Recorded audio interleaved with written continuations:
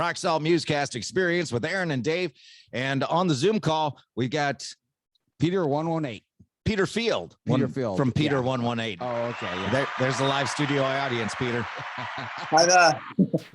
Hi from England, from the UK. How you doing? Yeah, good. I'm good. Good. So from the UK, where in the UK are you? So I'm from Stoke-on-Trent, England, which is kind of smack bang in the middle of the UK. So we're in between Manchester and Birmingham.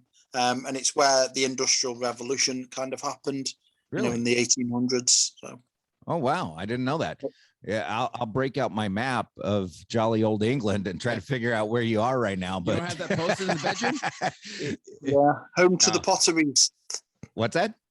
Home to the potteries. We used to make pottery in the Industrial Revolution. So that's what really? the area was known for. Oh, wow. I didn't know that. Well, I do know, because you're PETER118 is a punk band. Yeah. And you have another project, which we're going to talk about in a minute, that is a little, I don't know. It's not punk, but it is, right? Would you describe? Yeah, well, the PJF project, Put Jesus First, came out of lockdown. So during lockdown and COVID, we couldn't do any gigs and we couldn't practice or rehearse. So it was just me working with a producer in a studio, and it turned out to be kind of like a metal punk project.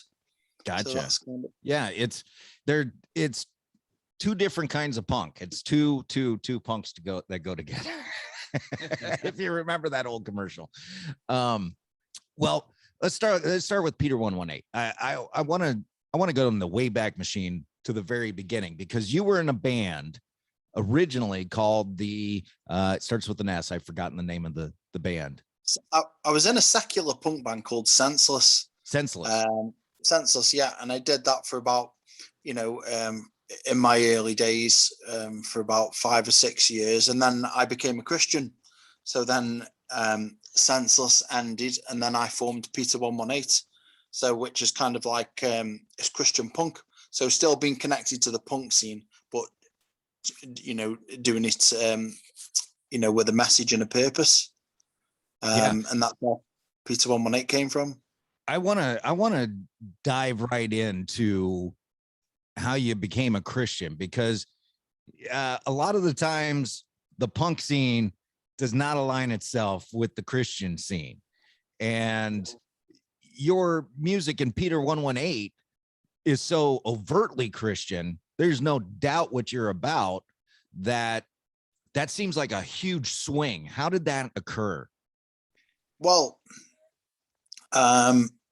towards the end of Senseless, I started, the band ended, we cancelled a second European tour, and I didn't know what to do next. So I joined a local church, and as I was driving in the car, I kept getting this message in my head, grace, and I didn't realize what grace was until, I developed, an understanding and developed that relationship with God. God's unconditional love. Also, from the damage from the punk scene, I developed tinnitus in my right ear, which is, it was ringing all the time, but Jesus healed me. And because I was gonna give up music completely, because it was affecting my sleep patterns, and Jesus healed me. And then he sent me back into the punk scene, but under PETER118. Wow. It's like he picked you up, did some work, fixed you up, and then put you where he wanted you. Yeah, and sent me back. Yeah, that's cool. I like that story, Aaron. That's a good story. Yeah. Your wife is in the band, PETER118, correct? Well, she was, and we had a baby. So Janine, my wife, was the bass player, but 18 months ago we had a baby, Daisy.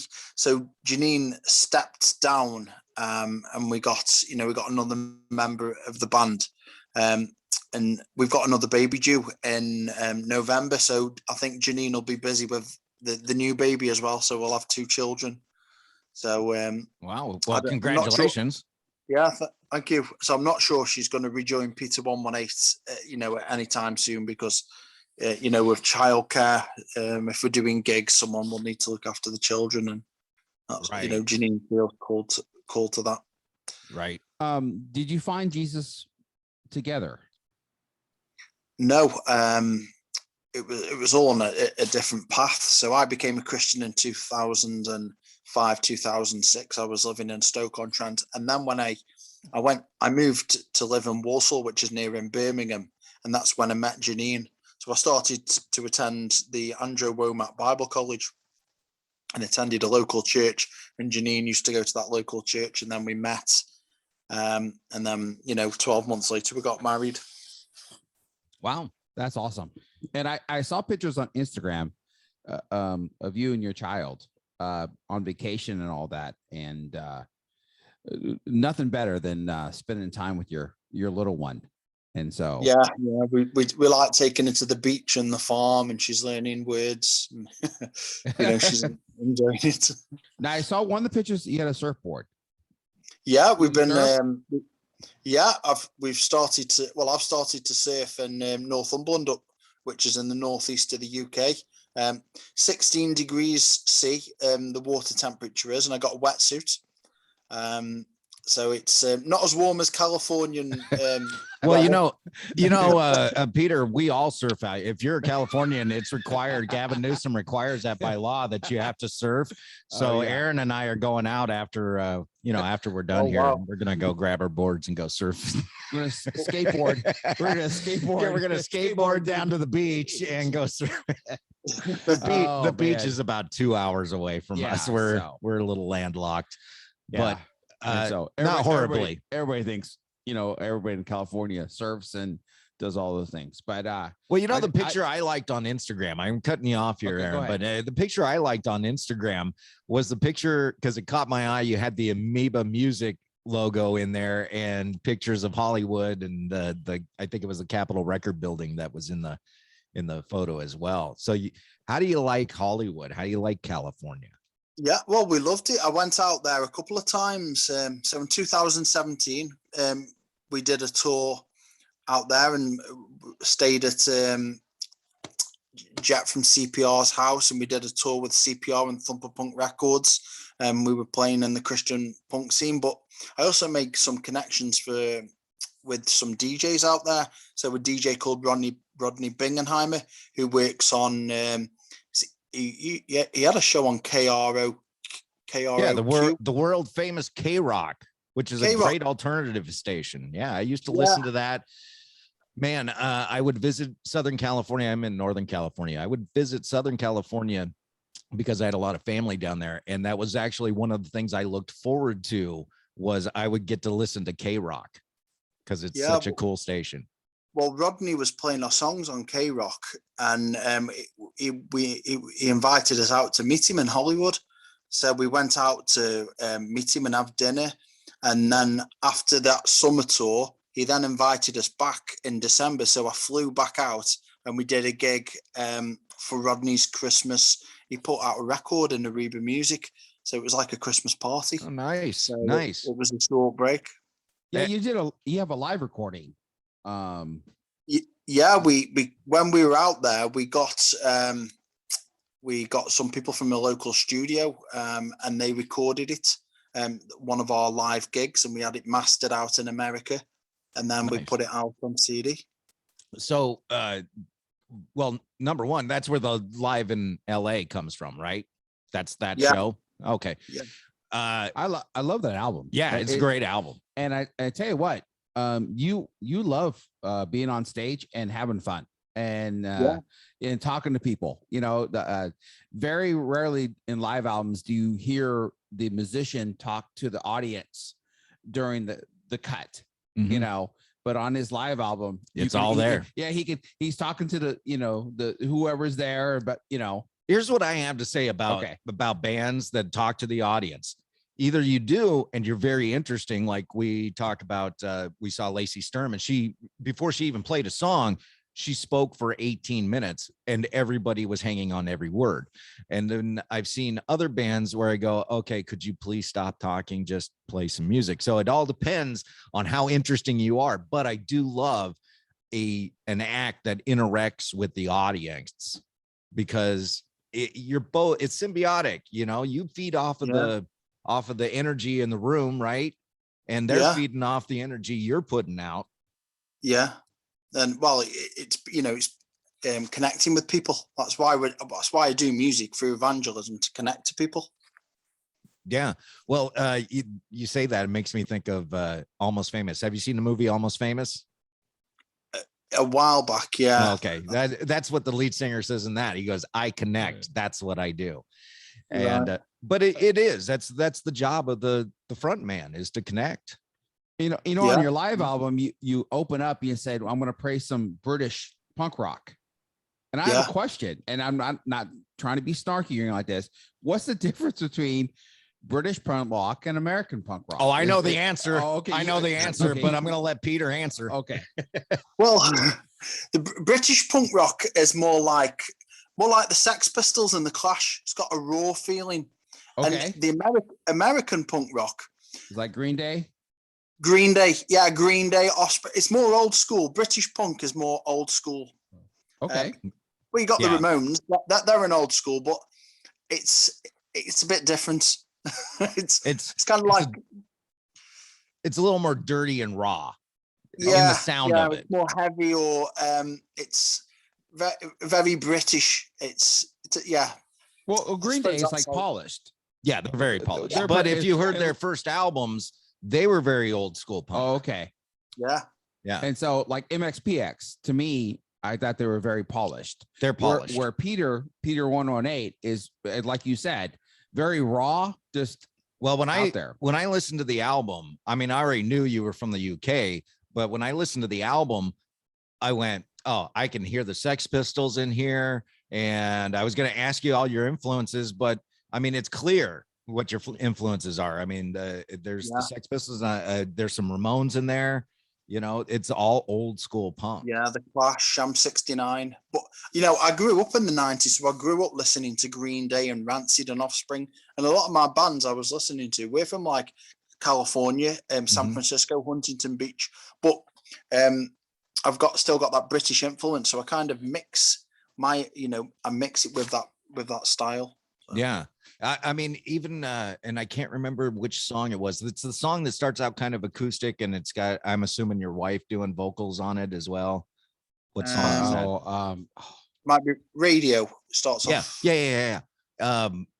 Your voice even sounds a little like the dude from the Bloodhound Gang. I was like, I've heard that voice before. Heard that voice. Yeah, that's the Bloodhound Gang. But yeah, but it's cool that you take all these ingredients and make it your own, because your sound is truly your own. Do you ever find that the very overt Christian lyrics to your songs don't mesh well with the punk scene when you go out to play a club? It's not live, but more on social media.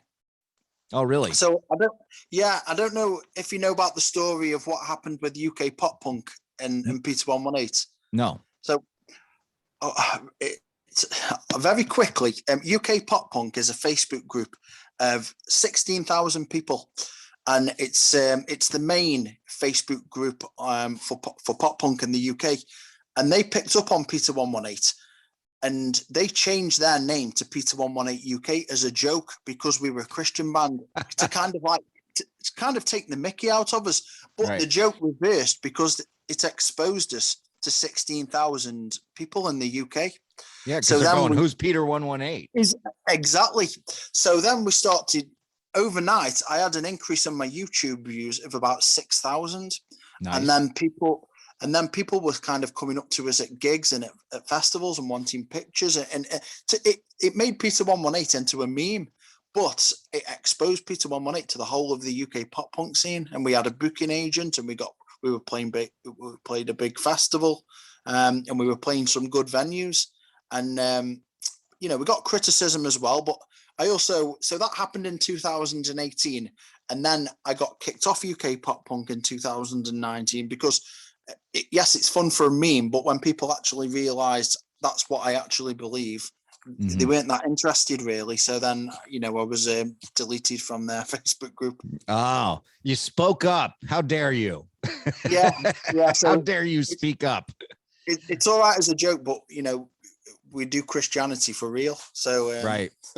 Well, you know, I saw this on Facebook, and I've corrected people a few times on this one, and I know it's just a joke when they post it, but and maybe you don't know this, Aaron, but the Green Day song "When September Ends" is about Billy Joe's dad dying and how he dealt with it. And when he was a kid, that was something he said.